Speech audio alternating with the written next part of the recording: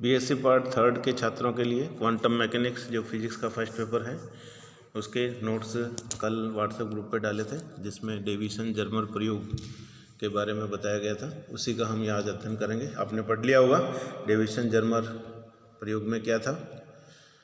हमने देखा क्वांटम यांत्रिकी के जो प्रथम अध्याय है उसमें ये माना गया था क्वांटम यांत्रिकी के जन्म में कॉम्पटन प्रभाव और प्रकाश विद्युत प्रभाव, उसमें ये सिद्ध किया गया कि प्रकाश जो है वो तरंग के रूप में न मानकर यदि उसको कण के रूप में माना जाए तो उन दोनों प्रकाश विद्युत प्रभाव और कॉम्पटन प्रभाव की व्याख्या की जा सकी थी। यानी प्रकाश की द्वैत प्रकृति पाई गई कि उसको तरंग रूप में मानने पर चिदसम्मत यांत्रिकी और कण रूप में मानने पर उसको क्वांटम यांत्रिकी का जन्म हुआ था। यहाँ पर डेविसन और जर्मर दो वैज्ञानिक उन्होंने मिलकर ये प्रयोग किया था और उसमें इस बात की पुष्टि की थी उन्होंने कि प्रकाश को जो कण के रूप में माना गया है, जो दी ब्रोगली ने बाद में यह कॉन्सेप्ट लिया था उल्टा कि जब प्रकाश को कण रूप में माना जा सकता है जो कि द्रव्यमान रहित है, तो जो कण है गतिशील है बहुत अधिक वेग से, तो क्या उस कण को भी अगर वो बहुत ज़्यादा त्वरित हो तो उसको भी तरंग के रूप में माना जा सकता है। और हम जानते हैं दी ब्रोगली का जो फॉर्मूला है लैम्डा इक्वल टू h/p बहुत फेमस है। उसकी सत्यता के लिए, उसको सिद्ध करने के लिए डेविसन जर्मर ने यह प्रयोग किया और यह हम देखेंगे कि उसने पाया कि यदि कण को तरंग रूप में माने तो उससे सहचारी उसके साथ जो जुड़ी हुई तरंग है, उसका जो तरंग दैर्ध्य का मान जो थ्योरेटिकल मान है उससे मैच खाता है। तो उसके कॉन्सेप्ट को इससे पुष्टि मिली। तो हम यहाँ पे इसका अध्ययन करते हैं। ये चित्र देखिए आप, डेविसन जर्मर ने क्या किया था, ये हाई वोल्टेज दिया किसी, जैसे टंगस्टन है, उसको वोल्टेज देने पर उसमें इलेक्ट्रॉन जो होंगे मुक्त इलेक्ट्रॉन वो बाहर आएंगे, इसलिए इसको नाम ऊपर देखें आप, उसको प्लस और माइनस उन दोनों टर्मिनल हैं, उसको हाई वोल्टेज दिया।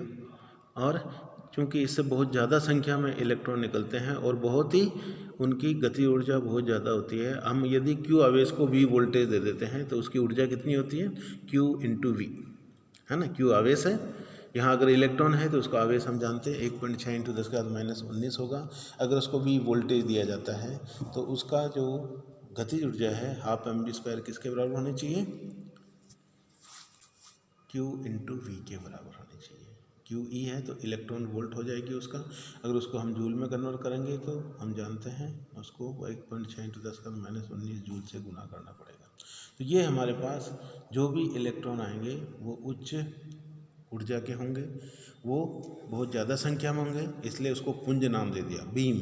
Number of electrons which are very large number are called electron beam, उसको इलेक्ट्रॉन पुंज नाम दे दिया।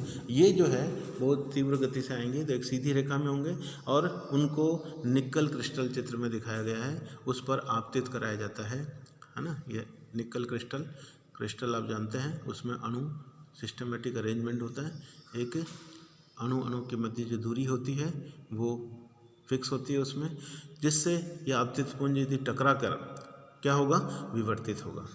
और ये प्रारंभिक दिशा से जो ऊपर से नीचे आ रहे हैं उससे फाई कोण बनाते हुए निकल जाता है। विवर्तित जो इलेक्ट्रॉन पुंज है, किरण है, वो उसकी दिशा है ज्ञात करने के लिए आप देख रहे हैं यहाँ पे ये इलेक्ट्रॉन सहसूचक, इलेक्ट्रॉन डिटेक्टर लगा रखा है, वो बताता है कि इलेक्ट्रॉन प्रारंभिक दिशा से कितना एंगल से विवर्तित होकर यहाँ पर पहुँचा है। ठीक है, तो ये विवर्तन कोण यहाँ पे फाई जो भी है उसका मान यहाँ से इलेक्ट्रॉन डिटेक्टर से, इलेक्ट्रॉन सहसूचक से ज्ञात किया जा सकता है। ये डेविसन जर्मर की प्रायोगिक व्यवस्था थी। नीचे हम देखेंगे उसका जो रिजल्ट है उसका ग्राफ है।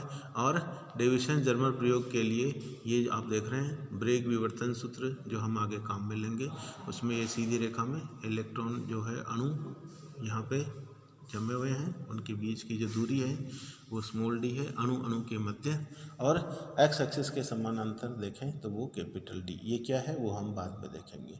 सबसे पहले हम यहाँ जो डेविसन और जर्मर ने इसको जो इलेक्ट्रॉन पुंज प्राप्त किया निकल क्रिस्टल पर जो घिरे और विवर्तित हुए फाई कोण से, तो उनके जो रिजल्ट है प्रायोगिक उसने क्या प्राप्त किए वो यहाँ लिख रखे हैं। इस प्रयोग में एक इलेक्ट्रॉन गन से V वोल्ट विभवांतर से त्वरित इलेक्ट्रॉन पुंज प्राप्त किया जाता है। यह इलेक्ट्रॉन पुंज एक निकल क्रिस्टल पर अभिलंबत आपतित किया जाता है। निकल क्रिस्टल से इलेक्ट्रॉन पुंज का प्रकीर्णन विवर्तन होता है और प्रकीर्णित इलेक्ट्रॉन की किरण पुंज की तीव्रता तथा विवर्तित जो हमारे पास कोण है वो फाई यहाँ से हम प्राप्त करते हैं। और विभवांतर जो लिया है उच्चिष्ट के लिए वो अलग अलग रिजल्ट के बाद ये खूब सारे रिजल्ट हैं, जिसमें से एक दिखा रखा है जिसमें 54 वोल्ट लगाने पर ये रिजल्ट दिखा रखा है यहाँ पे। और ये अधिकतम वहाँ पे विवर्तन की घटना प्राप्त होती है। जो अधिकतम कोण है वो 50 डिग्री पाया जाता है, जिसको हम विवर्तन कोण फाई इक्वल टू 50 करें। कब मिलता है? 54 वोल्ट पर। ये यहाँ पे दिया गया। और जो निकल क्रिस्टल लिया था उसकी इंटरमोलिकुलर डिस्टेंस, अंतरा परमाणु दूरी, अणु अणु के मध्य, परमाणु के मध्य की जो दूरी है निकल के वो है 2.15 एंगस्ट्रॉम। ठीक है, तो ये तीनों जो रिजल्ट हैं वो यहाँ पे डेविसन जर्मर ने प्राप्त किए। और उसने पाया यदि इलेक्ट्रॉन प्रकीर्णन को क्रिस्टल तलों से ब्रेग विवर्तन के रूप में देखा जाए तो हमारे पास जो ब्रेग विवर्तन कोण है वो क्या होगा? Theta plus 5/2 equal to 90 degree होगा। ये चित्र देखिए आपको समझ में आ जाएगा। यहाँ ये इन दोनों के मध्य एक्स एक्सिस के समानांतर अपन देख रहे हैं, दोनों परमाणु के मध्य की जो दूरी है कैपिटल डी वो आपने देख लिया। और ऊपर से जो है ना वाई एक्सिस के अलोंग इलेक्ट्रॉन बीम आ रही है, इलेक्ट्रॉन पुंज आ रही है और विवर्तित होकर वो 50 डिग्री पे उधर चली जाती है। तो हम जानते हैं आपतन कोण और परावर्तन कोण बराबर होगा। तो यहाँ इस पृष्ठ के लंबवत जो डॉटेड लाइन है ऊपर देख रहे हैं आप, और आपतित जो तरंग है और ये इधर चला जाता है, उनके बीच में जो रेखा होगी वहाँ से आप इंसिडेंट और रिफ्लेक्टेड उन दोनों कोण फाई क्या आधा होगा, यानी 5/2 कोण बनाते हुए आपतन तल से वो चली जाती है। और चित्र में यहाँ पे ये जो 5/2 है और इधर आप देख रहे हैं पृष्ठ से जो गिर रहा है ऊपर से वो 65 डिग्री है थीटा का मान। तो ये यहाँ पे थीटा प्लस 5/2 दोनों क्या होने चाहिए? 90 डिग्री होने चाहिए। तो चित्र के अनुसार हम देखें theta plus 5/2 equal to 90 degree है। तो थीटा हमारे पास हो जाएगा 90 माइनस 5/2। फाई यहाँ पे विवर्तन कोण है, उसका मान हमें निकालना है। यहाँ से देखिए फाई कितना था, ऊपर प्रैक्टिकल में जो प्राय था वो 54 था। 54 यहाँ पे रखेंगे तो ये आ जाएगा हमारे पास लगभग 65 डिग्री, नहीं 50 डिग्री था फाई, 54 तो वोल्ट था। ठीक है ना, तो यहाँ पे 50 रखेंगे तो 50/2 कितना हो जाएगा? 25। 90 में से 25 गए 65 डिग्री। तो थीटा का मान आ गया हमारे पास 65 डिग्री। तो चित्र से क्रिस्टल तलों के मध्य दूरी स्मॉल डी, जो आपने ब्रेग विवर्तन का जो सूत्र है small D equal to capital D sine theta होता है। डी हम निकाल चुके हैं 2.15 एंगस्ट्रॉम, किसके द्वारा? प्रायोगिक परिणामों के अनुसार। थीटा यहाँ कैलकुलेशन में ऊपर देखा हमने, क्योंकि फाई का मान 50 था तो इसलिए थीटा आ गया हमारे पास 65 डिग्री।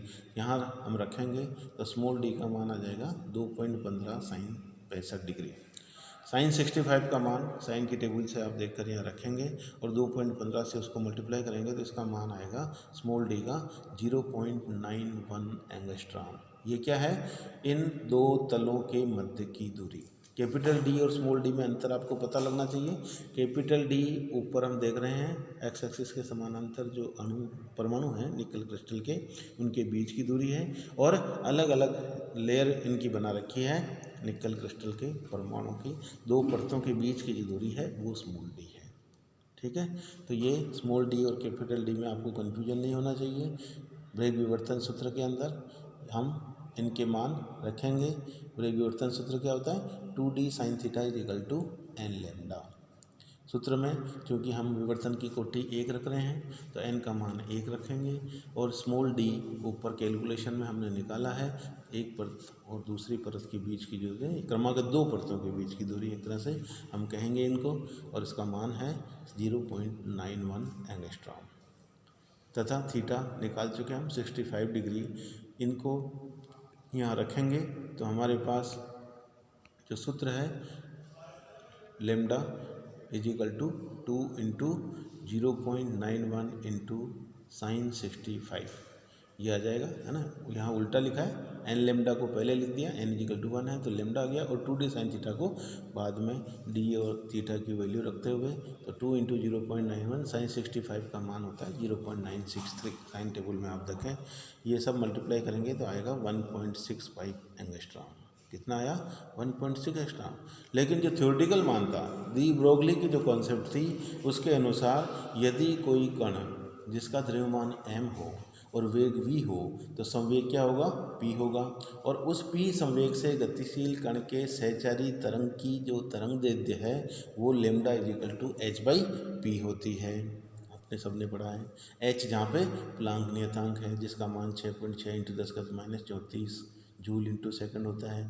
तो यहाँ पर प्रायोगिक मान लेमडा ऊपर हमने देखा कितना आया? 1.65 एंगस्ट्रॉम। और जो डी ब्रोगली का जो कॉन्सेप्ट था कि यदि कण को भी तरंग रूप में माना जाए तो उसके साथ जो एसोसिएट वेव होगी उसकी जो वेवलेंथ होगी लेमडा वो h/p के बराबर होनी चाहिए, where p is the momentum of the particle, m is the mass, therefore energy will be equal to half m0v²। m से मल्टीप्लाई करेंगे, m से डिवाइड करेंगे तो इसका मान p²/2m आप लिख सकते हैं, और क्रॉस मल्टीप्लाई करने से p² इजिकल टू 2m हो जाएगा, और p का मान निकालेंगे तो √m0e हो जाएगा। यहाँ m0 क्यों लिखा है?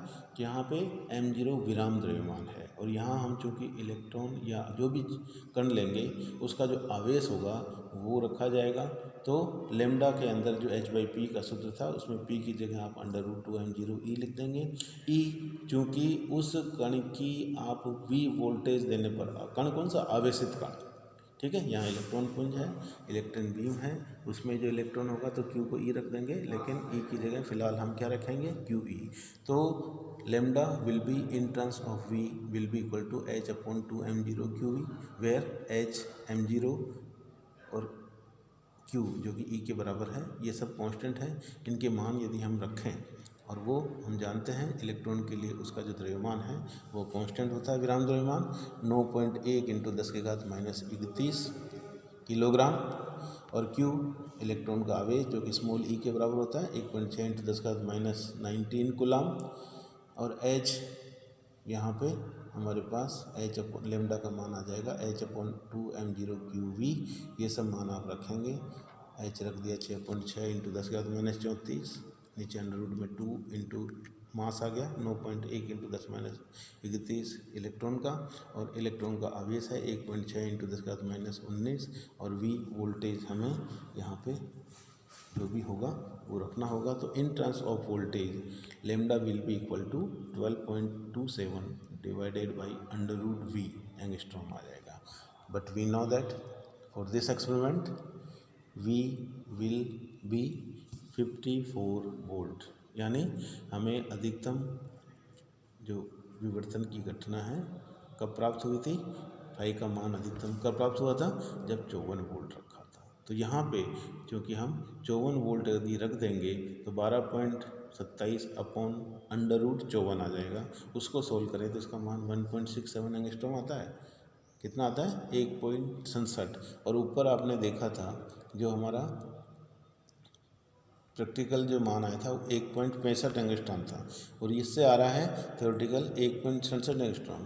इस प्रकार इलेक्ट्रॉन के सहचारी द्रव्य तरंग की तरंग दैर्ध्य का प्रायोगिक मान और सैद्धांतिक मान लगभग क्या आता है? अप्रोक्सीमेट, सन्निकट का मतलब अप्रोक्सीमेट प्राप्त होता है, लगभग बराबर प्राप्त होता है। और डी ब्रोगली तरंग की जो परिकल्पना थी उसकी सत्यता की पुष्टि होती है।